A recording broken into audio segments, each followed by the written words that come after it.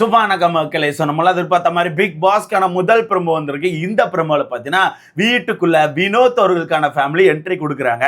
நம்மளாம் அதிகமாக எதிர்பார்த்துட்டு இருந்த ஒரு குடும்பம். நம்ம என்ன மீன்ஸ் நீங்கள் எதிர்பார்த்தீங்கன்னு தெரியல, நான் ரொம்ப அவளா வெயிட் பண்ணிட்டு இருந்தேன். எதிர்பார்த்த மாதிரியே வினோத் அவர்களுக்கான ஃபேமிலி உள்ள வராங்க. அண்ட் எதிர்பார்த்த மாதிரியே உள்ள வந்து ஃபன் பண்றாங்க. ஏன்னா இந்த ஒரு விஷயத்துக்கு தான் வெயிட் பண்ண ப்ரோ. வினோத்துக்கான ஒய்ஃப் வந்து வினோத்துக்கிட்ட எப்படி பேசுறாங்க, ஃபன்னா பேசுறாங்களா, இல்ல கோமா பேசுறாங்களா, இல்ல ஒரு மாதிரி அமைதியா பேசுறாங்களா, இந்த விஷயத்த நான் பார்க்கணும். அது மட்டும் இல்லாம வினோத் வீட்டுக்குள்ள ஏகப்பட்ட ஃபன் பண்ணி வச்சிருக்காரு. அவர் ஃபன் பண்ணாத இடமே கிடையாது. அந்த அளவுக்கு ஃபன் பண்ணி வச்சிருக்காரு. அப்படி இருக்கும்போது அவங்களுக்கான ஃபேமிலி எப்படி ரியாக்ட் ஆகுறாங்க, அந்த விஷயத்தெல்லாம் எப்படி எடுத்துட்டு பேசுறாங்க, இந்த விஷயத்த பார்க்கணும்னு சொல்லி வெயிட் பண்ணேன். அதே மாதிரி ஒய்ஃப் வந்து தரமான சம்பவத்தை பண்றாங்க. அண்ட் அவங்களுக்கான ஒய்ஃப் மட்டும் தான் வந்திருக்காங்க போல. அவங்க ஒய்ஃப் 2 குழந்தைகள் தான் வந்திருக்காங்க. நான் எதிர்பார்த்த கூட ஃப்ரெண்ட்ஸ் எல்லாம் வருவாங்கன்னு சொல்லிட்டு மேபி லாஸ்ட் சீசன் மாதிரி ஃப்ரெண்ட்ஸுக்கு வந்து தனியாக ஒரு நாளை ஒதுக்குவாங்கன்னு நினைக்கிறேன். இந்த வெள்ளிக்கிழமையை ஃபுல்லாக ஃப்ரெண்ட்ஸ்க்கு ஒதுக்குறதுக்கான வாய்ப்பு இருக்குன்னு நினைக்கிறேன். ஏன்னா இன்னைக்கே 3 குடும்பம் வர்றதா சொல்லியிருக்காங்க. நான் மொத்தம் 3 குடும்பத்துக்கு ஆவலாக இருந்தேன் ப்ரோ.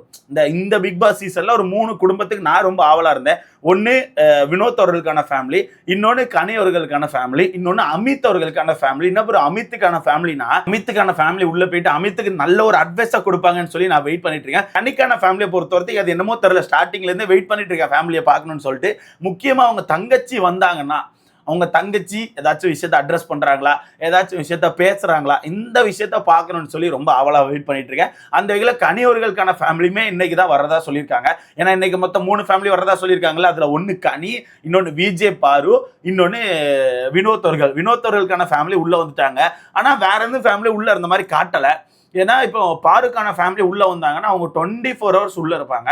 அப்படி இருக்கும்போது என்ன மாதிரி பண்ண போறாங்கன்னு தெரியல. பட் நேற்று நைட்ல இருந்து ஒரு ரூமர்ஸ் போயிட்டு இருக்கு. காலங்காத்தால கூட வீடியோ போட்டிருப்பேன், பார்த்துருப்பீங்க. பாருக்கான ஃபேமிலி இன்னைக்கு வரதா சொல்லிட்டு இருக்காங்கன்னு சொல்லிட்டு. அப்படி இருக்கும்போது பாருக்கான ஃபேமிலி உள்ள வந்தாங்கன்னா அது எப்படி இது பண்ண போறாங்க.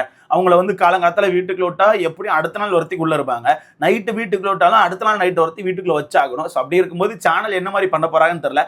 எனக்கு தெரிஞ்சு பாருக்கான ஃபேமிலியை கடைசியா விட்டா கரெக்டா இருக்கும்.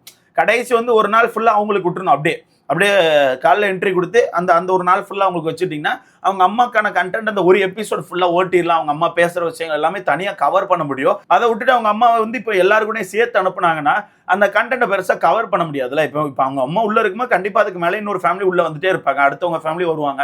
அப்படிங்கும்போது அந்த கண்டென்ட் வந்து ஒரு மாதிரி மெர்ஜ் ஆகிட்டே இருக்கும். ஸோ என்ன மாதிரி பண்ண போகிறாங்கன்னு தெரியல. ஸோ வெயிட் பண்ணி பார்க்கலாம். அது மட்டும் இல்லாமல் இன்னொரு விஷயத்தை உடச்சிருக்காங்க பார்த்தீங்களா. இதுக்கு முன்னாடி சீசன்லாம் இந்த டைட்டில் வின் பண்ண போறவங்க, இந்த ஃபினாலே ஸ்டேஜ் வரத்துக்கு போறவங்க, இவங்களுக்கான குடும்பம்லாம் கடைசி நாட்கள் தான் வருவாங்க. கடைசி நாள் வந்து யார் யாருக்கான ஃபேமிலி வராங்களோ அவங்க தான் அந்த ஃபினாலேக்கு போறாங்க அப்படிங்கிற விஷயத்தை நம்ம கெஸ் பண்ணிட்டு இருப்போம். பட் இந்த வாட்டி எல்லா விஷயத்தையும் உடைச்சிருக்காங்க. இந்த மாதிரி எதுக்கு உடைச்சாங்கன்னு தெரியல. மேபி நம்ம வந்து இந்த மாதிரி விஷயத்த கண்டுபிடிச்சு பேசிட்டு இருக்கனால, லாஸ்டா வர்ற ஃபேமிலி தான் டைட்டில் வின்னர் அப்படின்னு சொல்லி பேசிட்டு இருக்கனால இந்த மாதிரி விஷயத்த பண்றாங்களா என்னமோ தெரியல. அதை மொத்தமா உடைச்சிருக்காங்க. ஸோ வெயிட் பண்ணி பார்க்கலாம். இப்போ நீங்க பார்த்துருப்பீங்க, வினோத்துக்கான ஃபேமிலி என்ட்ரி கொடுக்குறாங்க. வினோத் ஓடி போய் டாஸ்க்கை பண்றாப்புல. டாஸ்க்கு கொஞ்சம் ஈஸியான டாஸ்க்காக தான் கொடுப்பாங்க போல. ஏன்னா மலையாள பிக் பாஸ்ல தான் காப்பி அடிச்சிருக்காங்க, ஓகேவா. ஆனால் மலையாளம் பிக் பாஸ்ல யாரோ ஒருத்தர் உங்க ஃபேமிலியை தவற விட்ட மாதிரி கேள்விப்பட்டேன். இல்லை யாரோ ஒருத்தர் தவற விட்டாங்களா, எல்லாரும் பார்த்துட்டாங்களா என்னன்னு தெரியல. ஆனால் எனக்கு தெரிஞ்சு நம்ம சீசன்ல யாரோ ஒருத்தர் அவங்க ஃபேமிலியை தவற விட வாய்ப்பு இருக்குன்னு தோணுது. எனக்கு தோணுது. சின்ன சின்ன டாஸ்காக இருந்தாலுமே அதை கரெக்டாக பண்ணுவாங்களான்னு கேட்டிங்கன்னா நம்ம ஆட்கள் அப்படிலாம் வாய்ப்பு கிடையாது. கண்டிப்பாக சொதப்ப தான் செய்வாங்க. இப்போ பாரு மாதிரி ஆட்கள் உள்ளே போகும்போது அந்த போல்டு டாஸ்க்கை தூக்கி கொடுத்துட்டீங்கன்னு வச்சுக்கோங்களேன், அவ்வளோதான். போல்டு பாரு அங்கேயே தான் இருக்கும் கடைசி ஒருத்திக்கு. அது 2 நாள் ஆனாலும் அங்கேயே தான் அழுதுட்டு உட்காந்துருக்கும். கடைசி ஒருத்தி அதை அடிக்க முடிக்காது. கடைசி ஒருத்தி நம்ம அக்கா வந்து அதை அடிக்க முடிச்சிட மாட்டாங்க. வேணா அதான் சீட்டிங் பண்ணி வேணா அடிக்க முடிப்பாங்க. அந்த வகையில் சின்ன சின்ன டாஸ்க்காக தான் இருக்கும்னு நினைக்கிறேன். இப்போ வினோத்துக்கான டாஸ்க்கை நீங்கள் பார்த்துருப்பீங்க. 2 சைடு பவுல் வச்சிருக்காங்க. 2 சைடு பவுல்லையுமே 2 கலர் பந்தை குழப்பி போட்டிருக்காங்க. கையை வச்சு அட் அ டைம்ல இப்படி எடுத்து மாற்றி போடணும், ஓகேவா. இந்த மாதிரி வச்சிருக்காங்க. இது லாஸ்ட் சீசன்ல ஏதோ ஒரு இதில் டாஸ்க் வச்சிருந்தாங்க. இந்த டாஸ்க்கை ஞாபகம் இருக்குன்னு நினைக்கிறேன். லாஸ்ட் சீசன்ல ஏதோ ஒரு இடத்துல இந்த டாஸ்க் வச்சிருந்தாங்க. டிக்கெட் ஃபினாலே இருக்கிறியா எதுக்குள்ளேயே இந்த டாஸ்க் ஆக்சுவலாக வச்சிருந்தாங்க. அந்த டாஸ்க்கு தூக்கி இங்கே கொண்டு வச்சிருக்காங்க. டப்புன்னு வினோத் முடிச்சிட்டாப்ல. வினோத்தை பொறுத்தவரைக்கும் நமக்கு தெரியுமா, அவர் தான் டாஸ்க் ஈஸியாக முடிச்சிருவாரு. வினோத் அவர்கள் அந்த டாஸ்க்கு முடிச்சிட்டாப்ல. ஆனால் மனுஷன் டாஸ்க்கை முடிச்சுட்டு பதட்டத்துல நின்றுட்டு இருந்திருக்காரு போல. பிக் பாஸ் சொல்றாரு, என்னப்பா டாஸ்க் முடிச்சிட்டல, என்ன நின்றுட்டு இருக்கா போல அப்படின்னு கேட்கிறாப்புல. ஆளு ரிட்டன் உள்ள வேகமா ஓடி போகுது. இதுல நான் எதிர்பார்த்த மாதிரியே உங்க ஒய்ஃப் தனியா கூட்டு உட்கார வச்சு கேமை மட்டும் ஆடு, சரியா, கேமை ஃபோக்கஸ் பண்ணு அப்படிங்கிறாங்க. அது மட்டும் இல்லாம கோபப்படாத, சும்மா அந்த கோபப்பட்டு இருக்காது, கோபத்தெல்லாம் காட்டாத அப்படின்னு சொல்லி சொல்றாங்க. சொன்னோன்னே வினோத், நான் எங்கடே கோபப்பட்டேன், நான் என்ன பண்ணேன் அப்படின்னு சொல்லிட்டு டக்குன்னு எப்பவும் பேசுற மாதிரி தான் பேசுறாரு. இப்போ வச்ச புரியுதா, அவருக்கான டோனே அப்படித்தான். நான் வந்து முன்னாடியே சொன்னேன் தெரியுமா, நீங்க நிறைய பேர் வந்து சொன்னீங்க, இல்ல ப்ரோ இந்த திவ்யா மேட்டர்ல வந்து திவ்யா பேசும்போது வினோத் ரூடா தான் பேசினாரு ப்ரோ, அவர் வந்து டக்கு டக்குன்னு ஏ அப்படின்ற மாதிரி வந்து பேசினாரு ப்ரோ, அவர் ரூடா தான் பேசுறாரு ப்ரோன்னு சொன்னீங்க. நான் அப்பவே சொன்னேன், இதுதான் அவருக்கான டோனே.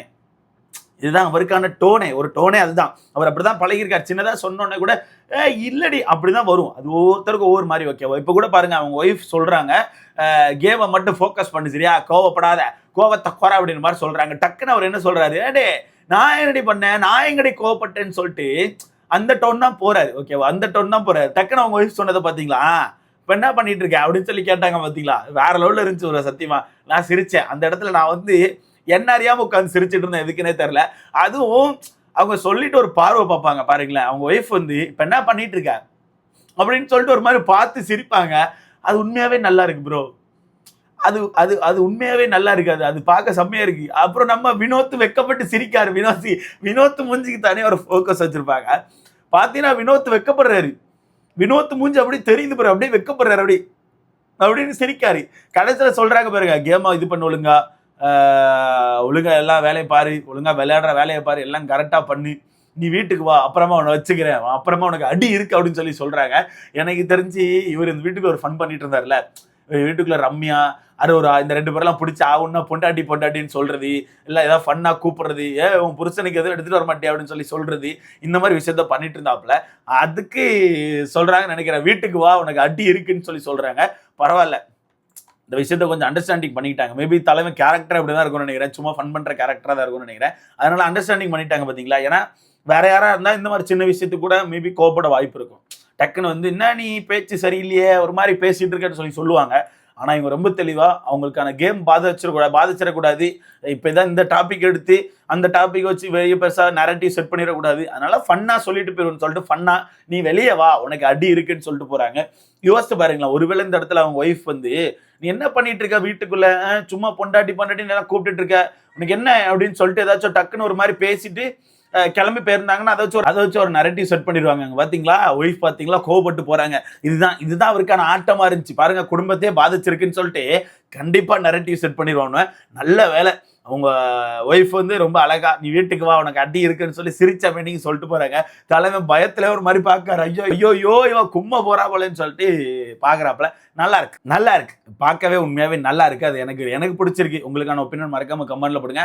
அண்ட் எனக்கு தெரியல இன்னைக்கு உண்மையாவே பாருக்கான ஃபேமிலி உள்ள போயிருக்காங்களா அப்படிங்கிறது எனக்கு தெரியல இப்போ சுத்தமா. ஏன்னா பாருக்கான ஃபேமிலி 24 hours உள்ள இருப்பாங்க.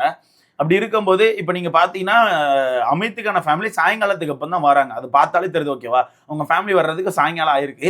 அப்படி இருக்கும்போது அவங்க ஃபேமிலி உள்ள இல்ல, பாருக்கான ஃபேமிலி உள்ள இல்ல, எங்கேயுமே தலை தெரியல, எதுவுமே இல்ல.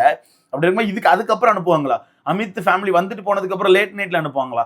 லேட் நைட்ல அனுப்புனா நாளைக்கு லேட் நைட் வரத்துக்கு வீட்டுக்குள்ள இருப்பாங்கல்ல, அப்ப நாளைக்கு வரத்துக்கு வேற யார் ஃபேமிலி எல்லாம் வராங்களோ அந்த ஃபேமிலி எல்லாம் மீட் பண்ற மாதிரி உள்ள இருப்பாங்கல்ல. அது என்ன மாதிரி கண்டென்ட்டா வச்சிருக்காங்கன்னு தெரியலையே.